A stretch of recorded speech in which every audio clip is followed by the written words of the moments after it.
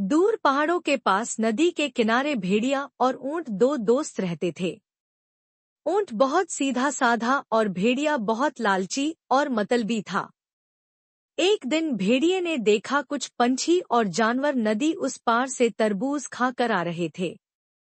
तभी उसके अंदर लालच आई और उसने अपने दोस्त ऊंट के पास जाकर बोला कि ऊंट भैया, नदी उस पार बहुत सारे तरबूज लगे हैं, चलो हम लोग भी तरबूज खा कर आते हैं।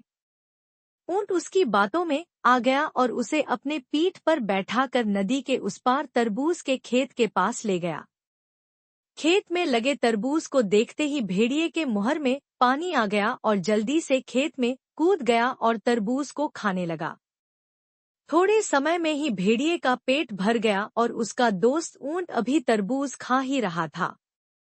फिर भेड़िया ने सोचा, इसका पेट तो बहुत बड़ा है, ये तो एक दिन में सारे तरबूज खा जाएगा, फिर हमें नहीं मिलेगा। उसके दिमाग में शरारत सूझी, वह तरबूज को तोड़ तोड़ कर फेंकने लगा और खुशी के कारण नाचने और चिल्लाने लगा। ऊंट ने उसे ऐसा करने से माना किया तो भेड़िया बोला, हमें खाना खाने के बाद चिल्लाने और नाचने की आदत है।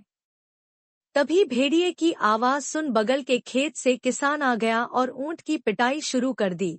यह देख भेड़िया तेजी से भाग निकला और नदी के किनारे जाकर रुका। पिटाई खाने के बाद ऊंट किसी तरह नदी के किनारे आ पहुंचा। अब दोनों नदी पार कर रहे थे, तभी बीच नदी में ऊंट बैठने लगा। उसके पीठ पर बैठे भेड़िया ने बोला, भैया ये क्या कर रहे हो? ऊंट ने बोला, मुझे खाना खाने के बाद पानी में बैठने की आदत है, और वह पानी में बैठ गया और लेटने भी लगा।